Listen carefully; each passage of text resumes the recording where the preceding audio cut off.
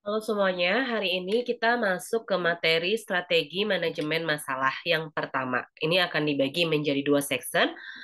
Kita bahas dulu, sebetulnya apa sih yang dimaksud dengan manajemen strategi?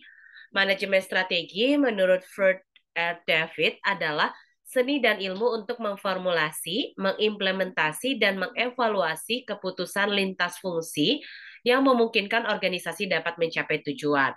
Artinya, dalam sebuah perusahaan, Freud mengatakan bahwa setiap humas atau misalnya setiap perusahaan dia harus memiliki pengetahuan terlebih dahulu bagaimana cara mengatur strategi yang bagus untuk perusahaannya supaya dapat mencapai target perusahaan tersebut. Kemudian selain itu juga bagaimana caranya mengimplementasikannya di lapangan. Kadang ketika kita sudah membuat suatu strategi, belum tentu strategi ini bisa diimplementasikan. Kadang akan ada obstacle atau hambatan-hambatan yang terjadi pada saat pengimplementasian. Nah, selanjutnya, selain itu ada yang namanya evaluasi. Nah, makanya kenapa dalam setiap program kerja selalu ada yang namanya MONEV atau monitoring dan evaluasi. Evaluasi ini gunanya adalah untuk melihat apakah formulasi yang sudah kita lakukan, strategi-strategi yang sudah kita lakukan, misalnya dalam periode tertentu, baik itu 3 bulan, 6 bulan, atau 1 tahun, mengalami kendala atau tidak. Jika mengalami kendala, maka itu dievaluasi supaya tidak terjadi lagi di periode berikutnya. Begitupun juga jika itu berhasil, bagaimana caranya program yang sudah diimplementasikan pada program perusahaan ini bisa terus dijalankan seperti itu. Makanya di sini dikatakan bagaimana untuk mencapai tujuan dari si organisasi tersebut. Nah, selanjutnya di sini ada yang disebut dengan model manajemen strategi. Menurut Whelan dan Hanger, dalam buku Strategi Manajemen tahun 2003, ada 4 cara. Yang pertama adalah environmental scanning. Jadi kita harus lihat dulu nih lingkungan sekitarnya seperti apa. Kalau misalnya kita ingin mengimplementasikan katakanlah suatu uh, ide atau gagasan strategi di mana kita ingin menjual produk baru tapi uh, memberikan edukasi. Nah, kita harus tahu dulu lingkungan sekitarnya, siapa segmentasi pasarnya, target audiensnya, usianya, tingkat pendidikan, penghasilan dan lain sebagainya. Setelah kita tahu dan kita men-screening si lingkungan yang akan kita jadikan target sasaran kita untuk dilakukan strateginya, maka masuk ke dalam strategi formulasi. Nah, strategi formulation ini adalah formulasi strategi yang kita lakukan. Misal, kalau produknya adalah produk susu ibu hamil gitu ya. Nah, kalau misalnya produknya susu ibu hamil, apakah ini perlu dijual ke misalnya posyandu, bukan posyandu ya, misalnya ke puskesmas-puskesmas atau rumah sakit yang di mana ada jadwal misalnya imunisasi atau misalnya ada jadwal pemeriksaan tes kehamilan dan lain sebagainya. Nah, itu disebut sebagai strategi formulasi. Jadi kita tahu ketika kita ingin mengimplementasikan strateginya itu di mana dan kapan, seperti itu. Nah, selanjutnya yang ketiga adalah strategi implementation. Nah, strategi implementation ini adalah cara ketika kita sudah tahu di formulasinya, oh saya mau jual produk A, kemudian saya ingin dijualnya melalui platform apa gitu ya, media apa, kemudian bagaimana saya menghadapi kendala-kendala atau masalah-masalah di kemudian hari. Nah, strategi implementation adalah bagaimana cara mengimplementasikannya jika ternyata strategi yang dilakukan itu tidak berhasil. Aduh, bagaimana supaya strategi yang dilakukan itu tidak berhasil, apa yang harus dilakukan? Makanya diperlukan yang namanya strategi implementation. Kemudian ada evaluation and control.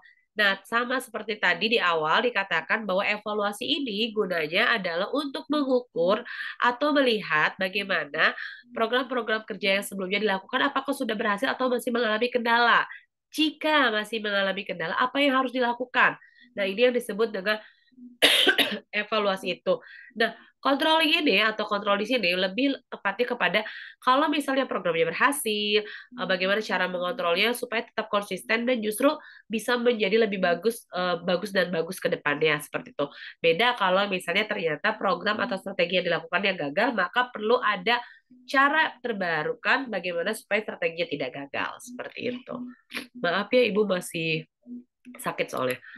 Next, kita bahas tentang gimana sih caranya untuk membentuk yang namanya formulasi strategi. Nah, si formulasi strategi ini adalah untuk mengembangkan rencana jangka panjang untuk mengelola secara efektif peluang dan ancaman lingkungan. Nah, biasanya kita akan menggunakan SWOT. SWOT ini apa? Setiap perusahaan harus memiliki yang namanya SWOT. Strength, kekuatan dari produk kalian itu apa? Atau kekuatan dari perusahaan itu apa?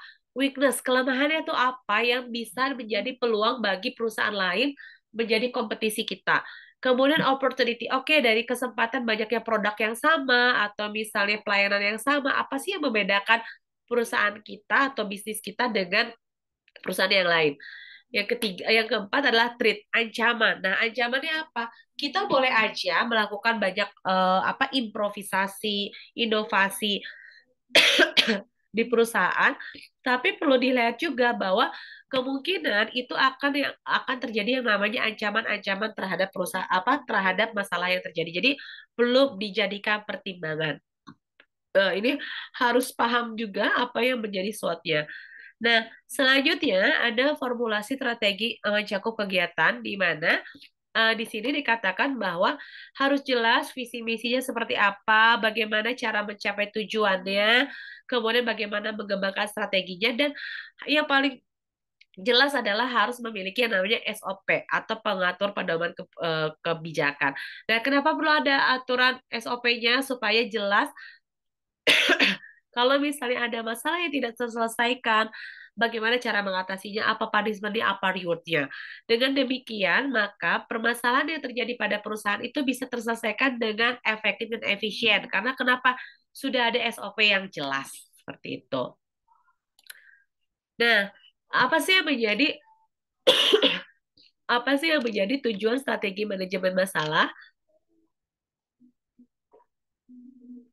Yang menjadi tujuan utama dalam formulasi strategi adalah perusahaan itu mampu melihat secara objektif kondisi-kondisi internal dan eksternal perusahaan, sehingga mampu mengantisipasi perubahan lingkungan eksternal. Jadi, makanya kenapa Humas itu selalu dikatakan sebagai jembatan antara publik eksternal dan publik internal, karena dia harus paham nih bagaimana cara mengatasi para publik eksternalnya dan bagaimana cara dia menghadapi para publik internalnya, sehingga nanti ketika ada terjadi masalah yang di luar prediksi, Humas sudah tahu bagaimana cara mengatasinya. Nah, di sini dikatakan apa sih yang menjadi manfaat manajemen strategi masalah? Manfaatnya jelas adalah untuk membantu suatu organisasi atau perusahaan merumuskan strategi yang lebih baik melalui pendekatan yang lebih sistematik, logis, rasional dalam penentuan strategi. Kenapa sih harus rasional dan logis? Karena kita harus menakar dulu nih kira-kira bagaimana ya si perusahaan ini bisa berkembang, apa ya penyebab utama dari masalah yang ada. Jadi jangan sampai masalah-masalah yang ada ini justru malah makin mempersulit si perusahaan. Nah, caranya adalah dengan melakukan pendekatan yang sistematis, logis, dan rasional. Nah, makanya kenapa ketika kita sudah tahu apa itu manajemen strategi, formulasinya seperti apa, maka kita bisa mengatasi masalah yang terjadi pada perusahaan. Seperti itu. Nah, di sini ada beberapa tingkat formulasi strategi. Yang pertama adalah strategi tingkat perusahaan. Perlu diketahui bahwa strategi tingkat perusahaan ini ditetapkan oleh tingkat manajemen tertinggi di dalam organisasi dan mengarah kepada bisnis untuk melibatkan tujuan jangka panjang. Jadi kalau misalnya kita berbicara tentang strategi tingkat perusahaan, kita berbicara tentang bagaimana bisa melibatkan jangka panjang dari perusahaan. Misalnya goalnya 10 tahun ke depan, 20 tahun ke depan, atau 30 tahun ke depan. Nah, ini harus sangat clear bagaimana timeline-nya, bagaimana pengerjaannya, dan prosesnya seperti apa. Nah, untuk formulasi strategi tingkat perusahaan ada 4 aktivitas yang bisa dilakukan. Yang pertama adalah menetapkan beberapa general strategi yang relevan. Yang relevan itu harus sesuai dengan kondisi yang ada di lapangan saat ini seperti apa. Kemudian perkembangan zaman saat ini seperti apa. Apakah itu bisa digunakan dengan secara relevan atau tidak. Yang kedua, memiliki satu strategi untuk dikembangkan. Jadi kalau misalnya dalam sebuah perusahaan, kita pasti memiliki banyak strategi, tapi pasti ada satu strategi yang paling utama. Nah, yang paling utama ini bagaimana cara mengembangkannya. Nah, itu adalah bukan PR ya, tapi lebih kepada bagaimana si perusahaan atau si humas mampu untuk apa ya, membuat si strategi ini bisa continue dilakukan di perusahaan. Yang ketiga adalah menentukan peran dari setiap lini bisnis dalam perusahaan. Kenapa sih harus ditentukan peran dari setiap lini bisnisnya? Karena supaya tahu, supaya tidak mengambil peran-peran pekerjaan lainnya. Banyak sekali yang terjadi, misalnya A mengambil peran sebagai B, B mengambil peran sebagai C. Contoh aja ya, kayak marketing dengan marketing public relation itu sangat berbeda sebetulnya. Tapi kalau misalnya perusahaannya tidak memiliki informasi yang cukup lengkap, pengetahuan yang cukup kuat terkait apa bedanya marketing dan marketing public relation, maka dia akan jadi bertabrakan bidang kerjanya. Nah, inilah yang mengakibatkan pada akhirnya nanti akan ada suatu masalah di perusahaan. Kemudian yang keempat, melakukan alokasi sumber daya. Melakukan alokasi sumber daya ini maksudnya adalah bagaimana caranya supaya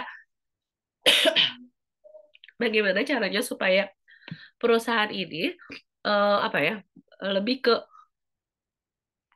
mampu menempatkan SDM-SDM-nya sesuai dengan porsi bidang pekerjaannya masing-masing.